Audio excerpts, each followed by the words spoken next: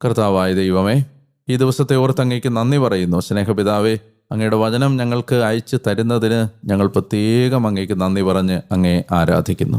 പാവപ്പെട്ടവരോടും പരദേശിയോടും പ്രവാസിയോടും അനാഥനോടും അഗതിയോടുമൊക്കെയുള്ള ഞങ്ങൾ പ്രദർശിപ്പിക്കേണ്ട ആർദ്രമായ ഒരു നിലപാടിനെക്കുറിച്ച്, കരുണയെക്കുറിച്ച്, കൺസേണിനെക്കുറിച്ച് ഞങ്ങളെ ഓർമ്മിപ്പിച്ചതിനും പിതാവേ ഞങ്ങൾ അങ്ങേക്ക് നന്ദി പറയുന്നു.